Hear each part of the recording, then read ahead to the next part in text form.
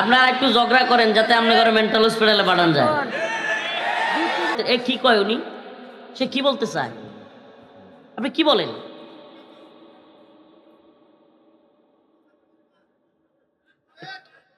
বলতে চাই কি? হ্যাঁ,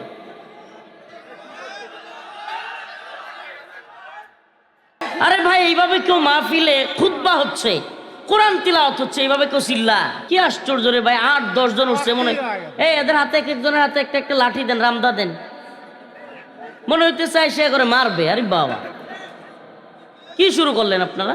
আপনাদের এলাকার বর্তমান যে মাইনকাছি পায় পড়া রাষ্ট্রপতি, মানে আওয়ামী লীগের রাষ্ট্রপতি, এখন ইউনূসের সময় আইসা বেচারা মাইনকাছি পায় পড়ছে না? এখন মনে করেন সব রায়, সব স্বাক্ষর করা লাগে আওয়ামী লীগের বিরুদ্ধে, একদিকে কইলজা জ্বলে কিন্তু সাইন তো করা লাগে। তো এই রাষ্ট্রপতি শাহাবুদ্দিন চুপ্পু সাহেব যখন নিজ এলাকায় আসে, তখন পত্রিকার হেডলাইন হয় রাষ্ট্রপতি পাবনা যাচ্ছেন। তো অনেকেই কমেন্ট করে তার তো আরো আগে যাওয়া উচিত ছিল। মানে বেচারা তো বাড়িতে আসতেছে, কোথায় আসতেছে, কোথায়? বাড়িতে। কিন্তু ওই যে পত্রিকায় হেডলাইন করছে রাষ্ট্রপতি আগামীকাল পাবনা যাচ্ছেন, তো পাবলিক ওখানে কমেন্ট করে যে তার তো আরো আগেই পাবনা যাওয়া উচিত ছিল।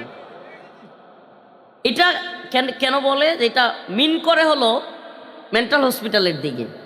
আমি এখনো যাই নাই, ওখানে যাওয়ার খুব ইচ্ছা, দেখার যে আসলে এই বিষয়টা। দেখেন, সুবহানাল্লাহি ওয়া বিহামদিহি, আজকে আমি আমার আলোচ্য বিষয় শুরু করবার আগে এই দুই একটা কথা বলিনি। এগুলা যেহেতু আমি আসি নাই, ওই রকম পাবনায় বেশি একটা আসা হয় না, আসছি 1-2 বার আসছি, তো দেখা যাচ্ছে এই কথাগুলো কেউ বলে না। পাবনার মানুষজনকে ক্রিটিসাইজ করা হয়, কিংবা বিভিন্ন এলাকায় বিশেষ করে ঢাকায় গেলে বা বিভিন্ন জায়গায় গেলে, আল্লাহ মাফ করুক, হ্যাঁও করা হয়, তাচ্ছিল্য করে মজা করা হয়। আমি মনে করি এটা কোনোভাবেই উচিত না। এটা আপনাদের বাহবা নেওয়ার জন্য বলছি না, এটা আমার এলাকা হইলেও আমি এটাই বলতাম, বা ভিন্ন এলাকা হইলে এটাই বলতাম। শুনেন, যেই মানুষগুলোর মেন্টাল প্রবলেম আছে তাদেরকে কোনো না কোনো জায়গায় নিয়ে চিকিৎসা তো দিতেই হইতো, দিতে হইতো কি হইতো না? তাইলে এই চিকিৎসাটা পাবনায় দেওয়া হচ্ছে, এটা পাবনার মানুষের অনেক বড় উদারতা। কেন? কারণ তাদেরকে এই কথাগুলো শুনেও তাদেরকে ওই পাগলদের মানসিক চিকিৎসা দিতে হচ্ছে। পাগলরা পাগলামি করবেই, পাগলরা উল্টাপাল্টা বলবেই, তাই বলিয়া সুস্থ মানুষ কি পাগলের পাগলামি আর উল্টাপাল্টা কথার জন্য নিজের কাজ ছেড়ে দিবে? আমি এই জন্য বলবো, আপনারা কখনোই এগুলো নিয়ে কষ্ট পাবেন না, কষ্ট পাবেন না। কেন কষ্ট পাবেন না? কারণ আপনারা একটা মহৎ কাজ করতেছেন। আমাদের নেত্রকোনায় যদি কোনো রোগী থাকে, আমরা কি পাবনায় নিয়ে আসবো না? কেন নিয়ে আসবো? কারণ তার মেন্টালি চিকিৎসা দরকার, ট্রিটমেন্ট দরকার। হ্যাঁ, এখানে যদি কারো উপরে জুলুম করা হয়, কারো উপরে নির্যাতন করা হয়, সেটা অবশ্যই অবশ্যই আমাদেরকে দেখতে হবে। আমরা অবশ্যই সকল জুলুমের বিরুদ্ধে দাঁড়াবো। কেউ নিরপরাধ কিংবা মেন্টালি রুগী না, কিন্তু তাকে জোর করে যদি ওখানে ঢুকাইয়া দেওয়া হয়, সম্পত্তির বিরোধ আমরা শুনি আর কি, অনেকে আছে সম্পত্তির বিরোধ কিংবা টাকা পয়সা নিয়ে ঝামেলা, হ্যাঁ, একটা মানুষকে অযথায় ওখানে আইসা আমরা শুনি এই কথাগুলো। কিন্তু বাস্তবতা হলো, আমি মনে করি যারা ওখানকার ডাক্তার আছেন ওনারা পরীক্ষা নিরীক্ষা ছাড়া তো কাউকে ভর্তি করবেন না, অবশ্যই পরীক্ষা নিরীক্ষা করে তারপরে ভর্তি করবেন। তো যাক, এগুলো আউটসাইড কথা। শুনেন, আমাদের দেশে তো মেন্টাল হসপিটাল একটা, বড় একটা হসপিটাল আমরা সারা দেশে জানি পাবনায়, অথচ আমেরিকার প্রত্যেকটা শহরে অসংখ্য মেন্টাল হসপিটাল। সারা দেশে আমাদের একটা, আর তাদের এক একটা শহরে একাধিক হসপিটাল। খবর নিয়ে দেখেন মেন্টাল হসপিটাল। সুবহানাল্লাহ। এতে করে বোঝা যায় মুসলমান পাগল হয় কম, মুসলমান হতাশ হয় কম, মুসলমান ডিপ্রেশনে যায় কম, মুসলমান আত্মহত্যা করে কম। কেন? কারণ আমরা বিশ্বাস করি আমাদের একজন আল্লাহ আছে, আমরা বিশ্বাস করি আমাদের আখেরাত আছে, আমরা বিশ্বাস করি আল্লাহর কাছে গিয়ে আমাদের জবাবদিহি করতে হবে। ওয়াকুল্লুহুম আতিহি ইয়াউমাল কিয়ামাতি ফারদা, আমাদের সবাইকে এক এক করে আল্লাহর কাছে জবাবদিহিতার আওতায় যাইতে হবে। এই কথা আমরা বিশ্বাস করি, এই কথা আমরা বিশ্বাস করি। আমার রব বলেছেন, ইয়া ইবাদিয়াল্লাযীনা আসরাফু আলা আনফুসিহিম লা তাকনাতু মির রাহমাতিল্লাহ, তোমরা আমার রহমত থেকে নিরাশ হইও না। ইকো একবারে নাই করে দেন, ইকো একেবারে নাই করে দেন। আল্লাহ রব্বুল আলামিন বলেছেন যে তোমরা আমার রহমত থেকে নিরাশ হইও না। কি হইও না? রিভাব, একটু রিভাব দেন। তোমরা আমার রহমত থেকে নিরাশ হইও না। তাইলে আল্লাহর রহমত থেকে মুসলমান কখনো কি হয় না? নিরাশ হয়। যাক, আমরা রহমত থেকে নিরাশ হব না। একটা কথা, জেলখানায় এটা খুব বেশি গড়ে। দীর্ঘদিন থাকতে থাকতে মানুষ হাইরে কবে বের হব, কবে পরিবারের কাছে যাব, কবে মুক্ত বাতাসে ঘুরব, কবে খাওয়া দাওয়া করব, মার হাতের রান্না খাবো, হ্যাঁ ইচ্ছে মতো যেটা মন চাই যেতে পারবো, যা মন চাই খাইতে পারবো। এগুলা নিয়ে পেরেশানি করতে করতে করতে করতে আমি নিজে দেখছি একাধিক লোক পাগল হয়ে যায়। কি হয়ে যায়? মেন্টালি। এই জন্য এই যে দীর্ঘমেয়াদী ডিপ্রেশন, এই দীর্ঘমেয়াদী আপনার কারাগারে থাকা, এটা আল্লাহর রহমত ছাড়া কোনো ব্যক্তি সুস্থ থাকতে পারে না। কিন্তু সুবহানাল্লাহ, আমি এও দেখছি যে 2টা 3টা করে ফাঁসি। কয়টা? এক একজন ভাইয়ের নামে কারাগারে 2টা 3টা ফাঁসি। যুবক বয়স 25, 26, 30 বছর বয়স, অথচ এক একজনের নামে 2টা 3টা করে ফাঁসি। মানে ওই যে 2013 সালে সারা বাংলাদেশ থেকে একদল নাস্তিক মুরতাদ শাহবাগে গিয়ে আন্দোলন করছিল, মনে আছে? আল্লাহ রসুল সাল্লাল্লাহু আলাইহি সাল্লামের বিরুদ্ধে সেখানে কটূক্তি করা হয়েছিল। ওখানে যেগুলো কটূক্তি করেছিল ব্লগার রাজীব, থাবা বাবা, ওই যে বদমাস ওয়াশিকুর রহমান বাবু, ফয়সাল আরিফিন দীপন, তারপরে অভিজিৎ রায়, আরো অনেকগুলো এই তথাকথিত ব্লগার নাস্তিক শাতেম আল্লাহর নবীকে যারা গালি দিয়েছিল, এদের ওই কটূক্তি এবং গালির পরে কিছু ভাই অনলাইনে লেখালেখি করেছিল, তাদের বিরুদ্ধে প্রতিবাদ করেছিল, তাদের বিরুদ্ধে মানুষকে সচেতন করেছিল।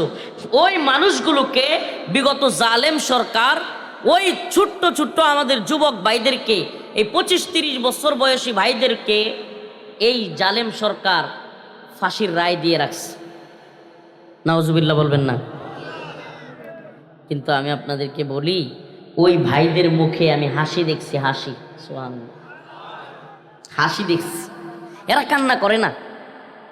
সুবহানাল্লাহ। এক একজনের নামে 30 বছর 32 বছর বয়স, এক একজনের নামে 3টা 4টা ফাঁসি, 2টা ফাঁসি, মানে একাধিক মামলার রায় দিছে, মার্ডার মামলার ফাঁসি দিছে এক একজনকে। অথচ এদেরকে কান্না করতে দেখিতাম না, ওরা হাসতো, ওরা এত বেশি জিকির করতো, আল্লাহ আমাদের সেই ভাইদেরকে তুমি মুক্ত করে দাও। এখনো পর্যন্ত জালেমের কারাগারে বন্দী, এদের কোনো অপরাধ নাই, এরা আশিকে নবী। এই কথাগুলো কেন বললাম? যে আমরা মানসিকভাবে অনেকেই পেরেশানিতে পড়লে ডিপ্রেশন, ফ্রাস্ট্রেশন, হতাশায় ভুগতে থাকি, অনেকে মেন্টালি উল্টাপাল্টা হয়ে যায়, সুবহানাল্লাহ। কিন্তু দীর্ঘমেয়াদী কারাগারে থেকেও আমাদের আশিকে রসুল ভাইরা কোনো পরিবর্তন হয় নাই। আল্লাহ তাআলা তাদেরকে হেফাজত করেছেন, আল্লাহ আমাদেরকেও হেফাজত করেছেন, আলহামদুলিল্লাহ। দীর্ঘ প্রায় 31 মাস বন্দি ছিলাম।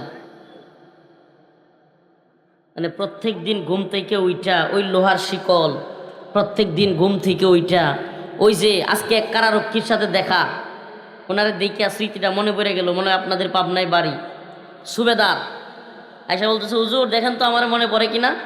ওরা হঠাৎ করে মনে পড়লো যে এই মোটা লম্বা সম্বা লোকরে তো দেখছিলাম গাজীপুর জেলখানায়, আপনাদের এখানে দেখা করছে খাওয়ার সময়। অথচ আমি যখন গাজীপুর জেলা কারাগারে ছিলাম, কোরআনে কারীম পর্যন্ত আমাদেরকে ভিতরে পড়তে দেওয়া হয় নাই। চিন্তা করতে পারেন, কোরআনটা পর্যন্ত আমাদেরকে তিলাওয়াত করতে দেওয়া হয় নাই। গাজীপুর জেলা কারাগারে 2 দিন ছিলাম, কিতাব দেওয়া হয় নাই, কোরআন দেওয়া হয় নাই, এমন জুলুম আমাদের সাথে করা হয়েছে।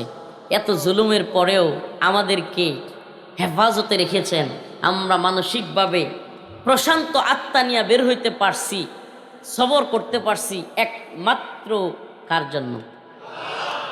এই কথাগুলো আমার একটু এদিক সেদিক হয়ে গেছে। আল্লাহ আমাদেরকে বুঝার এবং আমল করার তৌফিক দান করো, বলেন আমিন। আমি আপনাদের সামনে সূরাতুল জিলজাল থেকে তিলাওয়াত করেছি। এবার আসি মূল আলোচনায়। সূরাতুল জিলজাল, ইযা যুলজিলাতিল আরদু জিলজালাহা ওয়া আখরাজাতিল আরদু আথকালাহা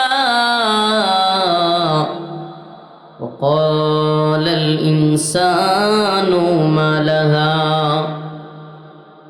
ইয়াওমাইযিন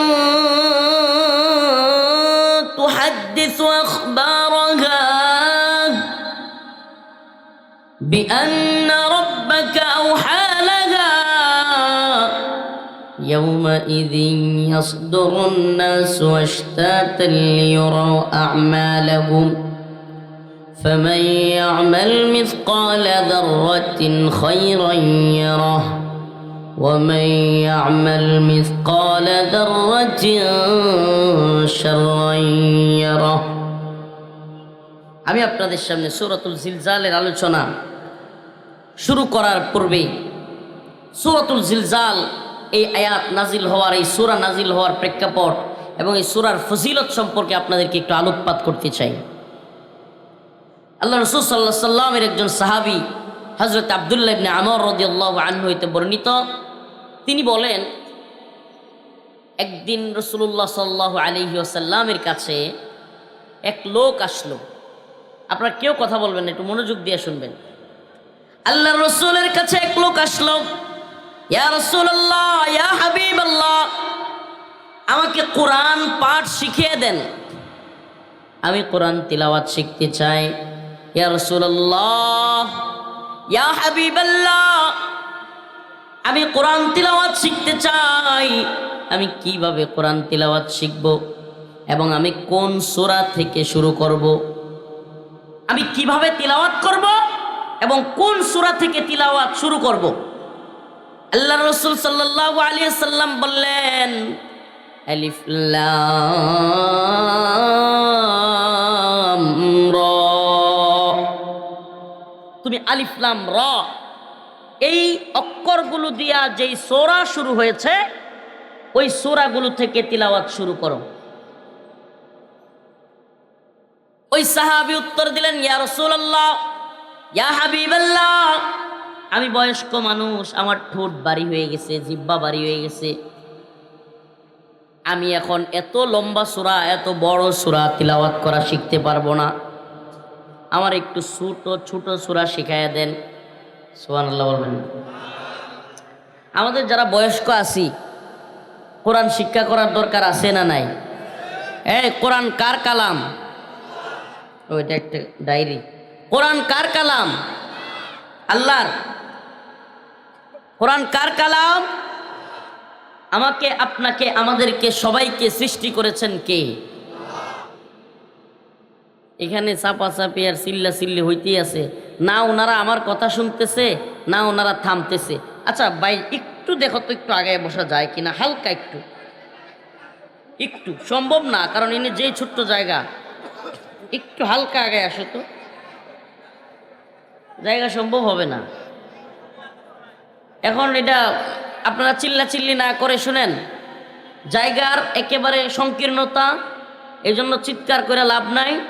আপনারা এখানে কথা না বলে যে যেখানে আছেন শুনতে থাকেন, দেখতে হবে এরকম কোনো শর্ত নাই, শুনতে থাকেন, কথাগুলো শুনলেই হবে।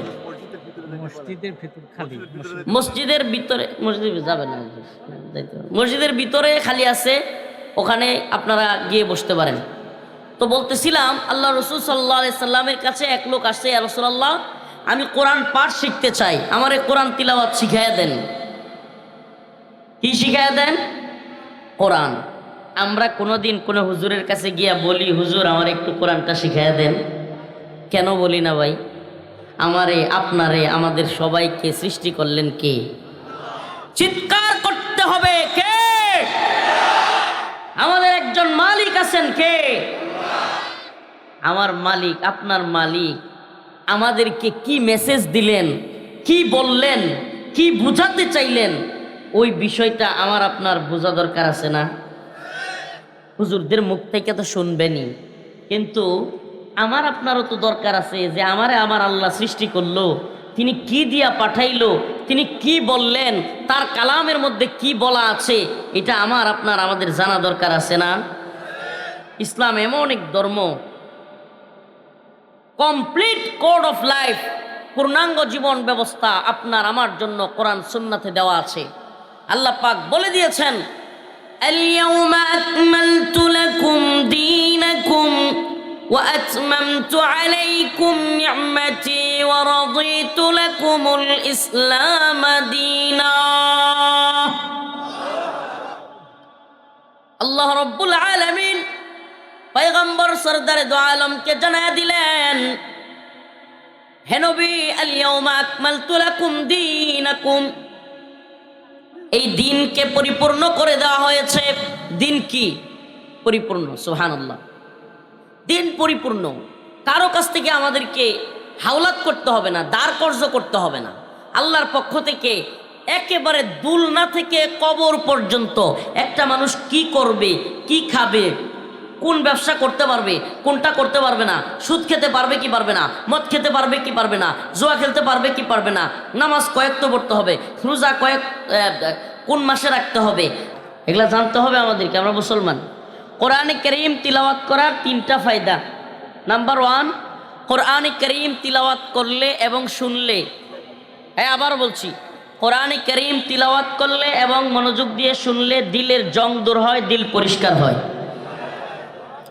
কোরআনে কারীম তিলাওয়াত করলে এবং শুনলে আল্লাহ তাআলার নৈকট্য বৃদ্ধি পায়। সুবহানাল্লাহ। নাম্বার 3, কোরআনে কারীম তিলাওয়াত করলে প্রত্যেকটা হরফে হরফে 10টা করিয়া নেকি তার আমল নামায় দেয়া হয়। আর আদব 2টা হলো এই যে তিলাওয়াতকারী দিলে দিলে এই খেয়াল করবে যে আমি একমাত্র আল্লাহকে রাজি খুশি করবার জন্য তিলাওয়াত করতেছি। কাকে রাজি খুশি করবার জন্য? শ্রোতাগণ মনে মনে এই খেয়াল করিবে যে এখানে আল্লাহ পাকের শাহী কালাম তিলাওয়াত হইতেছে, তাই খুব আজমত ও মুহাব্বতের সহিত ধৈর্য সহকারে শুনিতে হইবে। তাইলে আমাকে বলেন, এই যে কোরআন তিলাওয়াত করলাম, ধৈর্য এবং মনোযোগ দিয়া যারা শুনেন নাই, চিৎকার চেঁচামেচি করেছেন, এই ক্যামেরার একটু লেন্থের কারণে একটু গার বাঁকায়া হুজুরকে দেখতে হয় বইলা কোরআন তিলাওয়াতের সময় যে চিৎকার করেছেন, এটা কি গুনাহের কাজ হয় নাই? আমরা এগুলো করব ছোট্ট পরিসরে আমাদের প্রোগ্রামগুলো করলে। গতকালকেও এই ঝামেলা, আজকেও দেখতেছি এই ছোট্ট জায়গাগুলোতে প্রোগ্রাম অ্যারেঞ্জ করতে গেলে মানুষজন বেশি হইলে পরবর্তীতে আলোচনা করার সময় চিৎকার চেঁচামেচি হয়। এই যে এখানে এরা যারা দোতলার ছাদের কার্নিশে বসে আছে, এরা কিন্তু প্রচুর রিস্কের মধ্যে আছে। ওই যে ছোট ছোট ছেলেও আছে, যে কোনো মুহূর্তে এরা গল্প করতে করতে হুট করে পড়বে, যার মাথায় পড়বে ও বড় ধরনের আঘাত খাবে, এরা পড়লে এরাও আঘাতপ্রাপ্ত হবে। এখন হাসতেছে, কারণ এদের রক্তে এখন আর এগুলো বোঝার মতো বয়স নাই। মানে এখন হলো হুজুর আমি কি আর পড়বো, আমি তো উড়াল দিতে আর হুজুর না, আমারে কইতেছেন আমি এখান থেকে পুড়ে জমগা। হ্যাঁ, আর যখন পাড়া ভাঙবে, হ্যাঁ, তখন ঠিকই।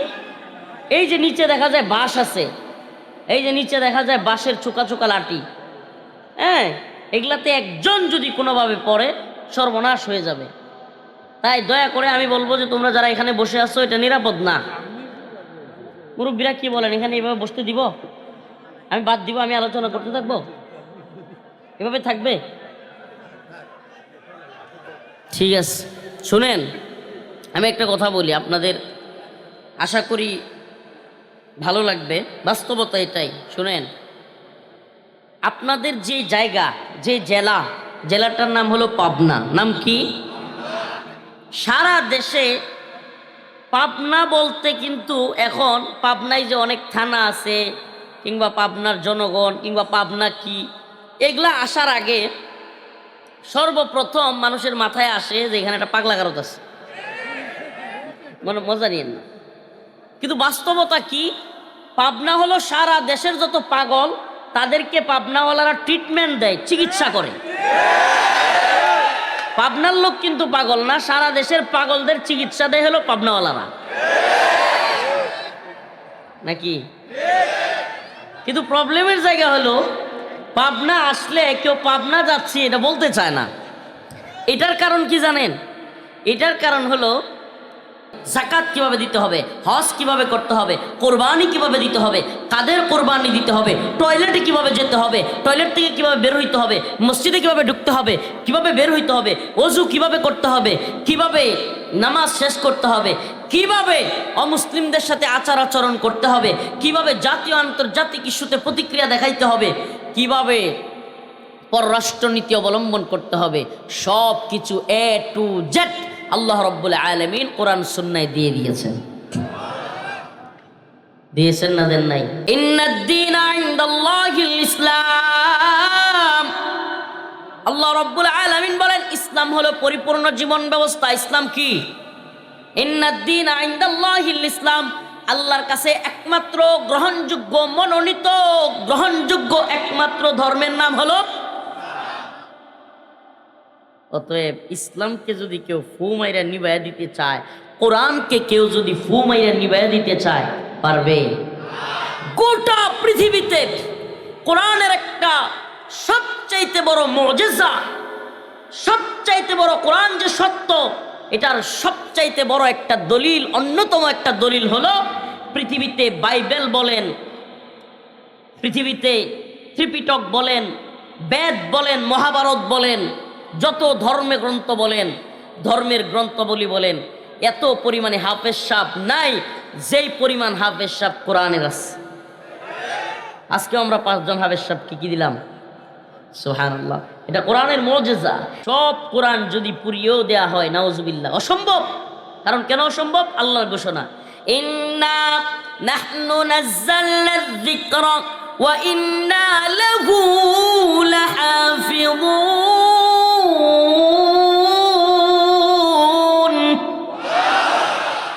আল্লাহ রাব্বুল আলামিন বলেন এই কোরআন আমি অবতীর্ণ করেছি। কে? আল্লাহর নামটাও আসতে নাই রে, আরো জোরে আওয়াজ করে বলেন কে? এই মাহফিলে আইসা এক কান দিয়ে আওয়াজ শুনলেন আর এক কান দিয়া বাহির করলেন, যদি আমল না করেন কোনো কাজে আসবে? কিন্তু জয়বার আল্লাহু আকবার বললেন, হুজুরের সাথে সুবহানাল্লাহ আলহামদুলিল্লাহ বললেন, এগুলার সওয়াব আছে না নাই? আছে না নাই? যে যত বেশি আল্লাহু আকবারের আওয়াজ দিবে, এই দুনিয়ায়, এই জমিনে আল্লাহ তার আওয়াজ আরো উঁচু করে দিবে, আল্লাহ তার সম্মান আরো বাড়ায় দিবে। এই জন্য আমরা পৃথিবীর কোন তাগুতের, পৃথিবীর কোন জালেমের, পৃথিবীর কোন নেতা নেত্রীর, পৃথিবীর কোন দলের স্লোগান দেই না, জয়গান গাই না। একমাত্র জয়গান গাই কার? জমিনটা কার? আসমান কার? তামাম পৃথিবী কার? আল্লাহর জমিনে স্লোগান হবে কার? গৌর গোবিন্দের তখতে তাউস কেঁপে গিয়েছিল আল্লাহু আকবারের স্লোগানে, নারে তাকবীরের স্লোগানে, আল্লাহু আকবারের স্লোগানে। এখনো নাস্তিক মুরতাদদের কলিজায় আগুন ধরে যায়। আল্লাহু আকবারের এত শক্তি, সুবহানাল্লাহ, আল্লাহু আকবারের এত শক্তি। অতএব যে কোরআন আমাদের কাছে আমাদের রব পাঠিয়েছেন, কে? আমরা সেই কোরআন শিখবো না শিখবো না? শিখতে হবে না হবে না? কেন? আরে ভাই আপনি কেমন বান্দা রে ভাই, আল্লাহ মাফ করো, আস্তাগফিরুল্লাহ, এইভাবে বলাটা আমি নিজে পারি বইলা করে তাচ্ছিল্য করছি না। আপনি কেমন বান্দা যে আমার রব আমারে কি মেসেজ পাঠাইলো, আমার রব আমারে কি বলতে চাইলো, আমার রব, আরে আশিক এবং মাশুক, প্রেমিক এবং প্রেমিকা, যে যাকে পছন্দ করে, সে যদি তাকে একটা মেসেজ পাঠায়, তাহলে ওই মেসেজ পড়বার জন্য, ওই মেসেজ বুঝবার জন্য যে যার প্রতি আসক্ত, সে পাগল হয়ে যায় না? বলেন কি হয়ে যায়? আরে কখন মেসেজটা দেখবো, কখন রিপ্লাইটা দেখবো, এই ধরনের হয়ে যায়। অথচ আপনার আমার সবচাইতে বড় মালিক, সবচাইতে বড় মাশুক আল্লাহ আমার আপনার কাছে কি মেসেজটা পাঠাইলো, কোরআনের মধ্যে আল্লাহ পাক কি বলতে চাইলো, আমি আপনি সেটাই বুঝবার চেষ্টা করলাম না। আমার আপনার চাইতে বড় বোকা পৃথিবীতে আর কেউ আছে? একবার চিন্তা করছেন এইভাবে? হাই হাই, বুড়া দু হয়ে গেছি গিয়া, এখনো কোরআনটা পড়তে পারি না। আমি সূরা ফাতিহা বললে বাচ্চারা হাসে, এরকম অনেক মুরব্বী আছে না নাই? কব্বরে চলে যাচ্ছে, কোরআন শিখতে পারে নাই। মুসলমানদের জন্য, একটা মুমিনের জন্য কোরআন না শিখে কবরে যাওয়া উচিত নয়। আল্লাহর কাছে কি জবাব দিবেন আপনি? কোরআনই যদি আপনি সহি করে তিলাওয়াত না জানেন, তাহলে তো আল্লাহর পাকের কথা বলতে হয়। আল্লাহ পাক কোরআনের মধ্যে বলেছেন, হাল্লিস্তাউল্লাযীনা ইয়ালামুনা ওয়াল্লাযীনা লা ইয়ালামুন। হে নবী আপনি বলেন, কুল হাল্লিস্তাউল্লাযীনা ইয়ালামুন ওয়াল্লাযীনা লা ইয়ালামুন। যারা জানে এবং যারা জানে না তারা কি সমান হতে পারে? বলেন, যারা কোরআন পড়তে জানে এবং যারা জানে না তারা কি সমান হইতে পারে? খায়রুকুম মান তাআল্লামাল কুরআনা ওয়া আল্লামা। আমার রাসূল বলেছেন হাদিসের মধ্যে, যেই ব্যক্তি কোরআন শিখে এবং শিক্ষা দেয় সেই ব্যক্তি হলো উত্তম। সুবহানাল্লাহ। তাইলে যে কোরআন শিখে সে কি উত্তম? সে কি? আমরা সবাই কোরআন শিখবো তো ইনশাআল্লাহ? লিল্লাহি তাকবীর। আল্লাহ আমাদের সবাইকে কোরআন শেখার তৌফিক দান করুন। আরো জোরে বলেন আমিন। একমাত্র কোরআনের দিকে ফিরে আসলেই মুসলিম উম্মার শান্তি, মুক্তি, কামিয়াবি একমাত্র এক পথে। কোন পথে? বলেন কোন পথে? কোরআনের পথে। অন্য কোন তন্ত্র মন্ত্রের পথে, জাহালাতের পথে, তাগুতি পথে পৃথিবীতে শান্তি, মুক্তি, কামিয়াবি আসবে না।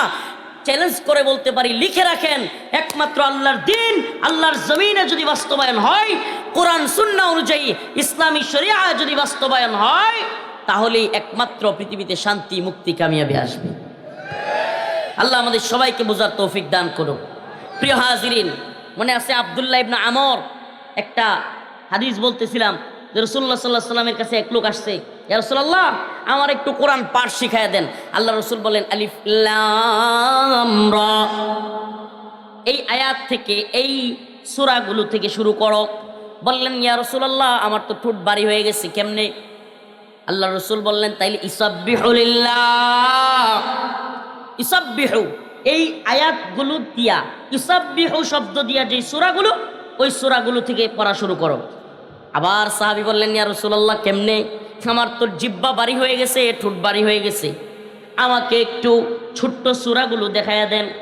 আল্লাহ রাসূল সাল্লাল্লাহু আলাইহি সাল্লাম বললেন, ইযা জুলজিলাতিল আরদু জিলজালাহা ওয়া আখরাজাতিল আরদু আথকালাহা।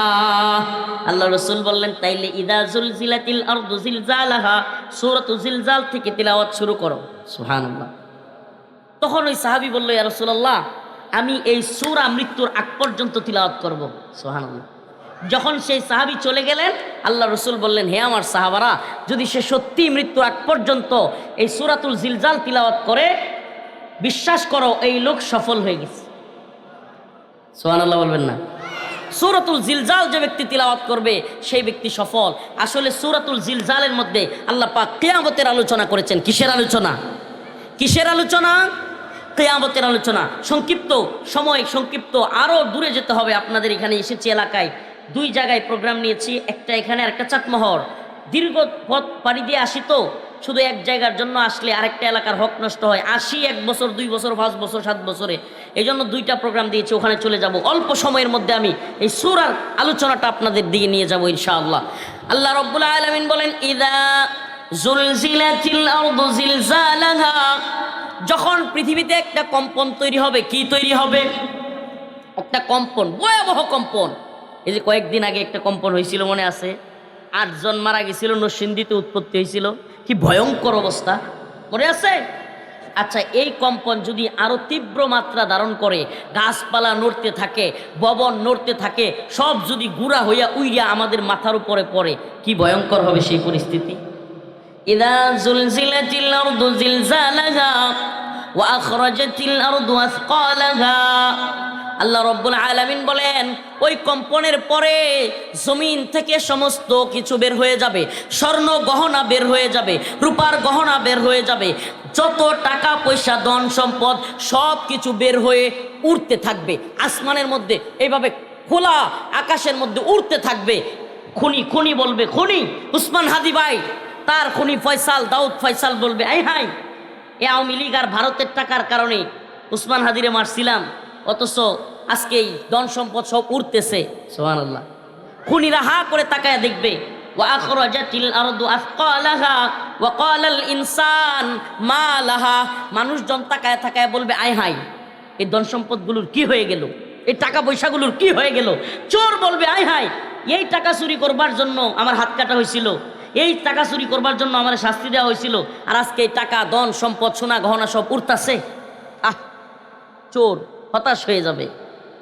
যেই ব্যক্তি আত্মীয়তার সম্পর্ক ছিন্ন করেছে, টাকা পয়সার জন্য ধন সম্পদের জন্য বোনের অধিকার দেয় নাই, ফুফুদের অধিকার দেয় নাই, সেই লোকগুলো আফসোস করতে থাকবে আয় হায় কি হয়ে গেল, আমরা কেন এগুলো করেছিলাম। হতাশ হয়ে যাবে। সম্পদ তুলা আছে না, তুলা তুলা এই তুলা যেভাবে উঠতে থাকে, স্বর্ণ রূপা টাকা পয়সা সব কিছু উঠতে থাকবে, মানুষজন তাকায় থাকবে। ওয়া আখরাজাতিল আরদু আথকালাহা ওয়া ক্বালাল ইনসান মা লাহা, মানুষজন তাকায় তাকায় বলবে আয় হায় এগুলার কি হয়ে গেল।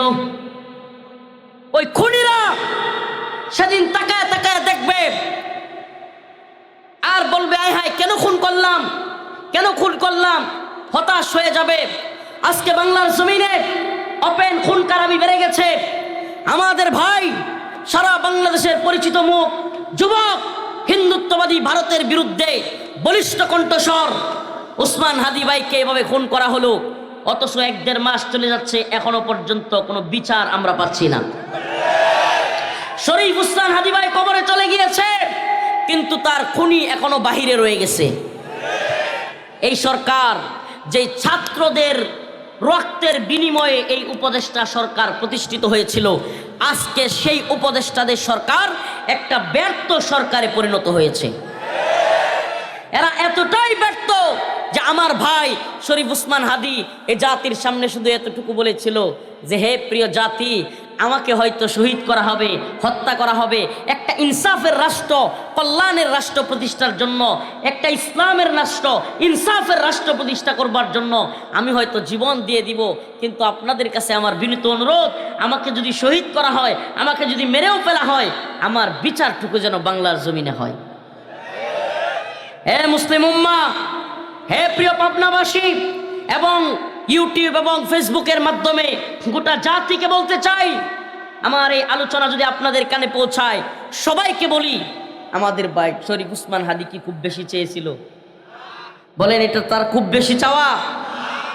অথচ এখনো পর্যন্ত এই খুনি ফয়সাল ভিডিও বক্তব্য প্রচার করে। কল্পনা করেন একবার, আমার আপনার আপন ভাইকে যদি এভাবে হত্যা করা হইতো, আর খুনি সে যদি ভিডিও বক্তব্য দিত, আমার আপনার কলিজায় কি পরিমাণ আঘাত হইতো, কি পরিমাণ রক্তক্ষরণ আমাদের মধ্যে হইতো। আজকে শরীফ উসমান হাদি ভাই হত্যার পরে, শহীদ হওয়ার পরে একবারও তার স্ত্রী এত পর্দাশীল, সুবহানাল্লাহ, একজন জেনারেল মানুষ, অথচ তার স্ত্রী এতটাই পর্দাশীল, কখনো কিছু বলে নাই। কিন্তু আজকে মিডিয়ার মাধ্যমে নিউজ দেখলাম, শরীফ উসমান হাদির স্ত্রী তিনি বলতেছেন আমার স্বামীর বিচার কি আমরা পাবো না। তিনিও বলতে বাধ্য হচ্ছেন। আমার স্পষ্ট কথা, এই উপদেষ্টাদেরকে বলি, অথর্বের দল, এই উপদেষ্টারা যারা ছাত্রদের রক্তের বিনিময়ে উপদেষ্টা হয়েছ, টাকা পয়সা কামাচ্ছ, এসি রুমে ঘুমাচ্ছ, তোমাদেরকে সাবধান করে দেই, যদি বাংলার জমিনে শরীফ উসমান হাদি ভাইয়ের হত্যার বিচার না হয়, আমার ভাইয়ের খুনিদেরকে ধরা না হয়, একটা উপদেষ্টাকেও পালায়া যাইতে দেওয়া হবে না। হে প্রিয় যুব সমাজ, হে প্রিয় উম্মাহ, আপনাদেরকে বলি, যদি ডাক আসে, আমরা যদি ময়দানে নামি, আমরা কোনো কিছু দেখতে চাই না। কে সরকারে আসলো, কে গেল, এগুলো দেখবো আমাদের টাইম নাই। আমাদের ভাই শরীফ উসমান হাদি হত্যার বিচার হইতে হবে। আর যদি তোমরা এভাবে টালবাহানা করো, আমরা মনে করব এই সরকারের ভিতরে গাপটি মেরে থাকা আওয়ামী লীগ এবং ভারতের দালালরাই আমাদের ভাইকে হত্যা করছে। আমরা এই গাপটি মেরে থাকা দালালদের বিরুদ্ধে এমন আন্দোলনের ডাক দিব, যদি সারা দেশে ডাক আসে, পাবনার জনগণ পাবনা অচল করে দিতে পারবেন তো? ইনশাআল্লাহ পাবনা অচল করে দিতে পারবেন তো? পাবনার রাজপথ, অলি গলি সব জায়গায় আপনার তীব্র আন্দোলন করবেন। কেন করবেন? আবারও বলছি, আজ শরীফ উসমান হাদি হত্যার বিচার না হলে আগামীকালকে রফিকুল ইসলাম মাদানী হত্যার বিচার হবে না। আল্লাহ না করুক আমাদেরকে শহীদ করা হলে, আপনার সন্তানকে শহীদ করা হলে আপনিও বিচার পাবেন না। আজকে শরীফ ওসমান হাদি ভাইয়ের পরিবার কান্না করছে, তার বোন কান্না করছে, তার স্ত্রী কান্না করছে। ছোট্ট একটা মাসুম বাচ্চা, ছোট্ট একটা বাচ্চা, সে বড় হইয়া জানবে তার বাবা নাই, সে তার বাবাকে দেখতেই পারবে না। এই এতিম বাচ্চাটার দিকে তাকায়া হলেও আমি মনে করি এই জাতির গর্জে ওঠা দরকার। যেই লোকটা এই জাতির পক্ষে কথা বলবার জন্য জীবন দিয়েছে, তার বিচারের জন্য এই জাতির অবশ্যই দাঁড়ানো। কিয়ামতের আগে খুন খারাপি বেড়ে যাবে। কি বেড়ে যাবে? আমাদের সমাজে খুন খারাপি বেড়ে গেছে, খুন খারাপি বেড়ে গেছে। কিয়ামতের আগে বেহায়াপনা, অশ্লীলতা বেড়ে যাবে, বেহায়াপনা, অশ্লীলতা বেড়ে যাবে। আমাদের সমাজগুলোতে অশ্লীলতা, বেহায়াপনা বেড়ে যাচ্ছে। কিয়ামতের আগ মুহূর্তে, কিয়ামতের আগ মুহূর্তে নাউজুবিল্লাহ অযোগ্য মানুষেরা নেতৃত্ব স্থান অধিকার করবে। এটার আলামত দেখতেছেন না? যেগুলোর মেম্বার হওয়ার, আঞ্চলিক ওয়ার্ড কাউন্সিলর হওয়ার, মেম্বার হওয়ার যোগ্যতা ছিল না, সেগুলো আজকে উপদেষ্টা হয়ে বসে আছে। অযোগ্যরা নেতৃত্বে যাবে, অযোগ্যরা নেতৃত্বে যাবে। কিয়ামতের আগে, কিয়ামতের আলামত, যেহেতু কিয়ামতের আলোচনা নিয়েছি, কিয়ামতের আলামত হলো অযোগ্যরা নেতৃত্বে যাবে, অযোগ্যরা নেতৃত্বের আসনে বসবে। এবং কিয়ামতের আরো কিছু আলামত হলো খুন খারাপি বেড়ে যাবে। কিয়ামতের আলামত বেহায়াপনা, অশ্লীলতা বেড়ে যাবে।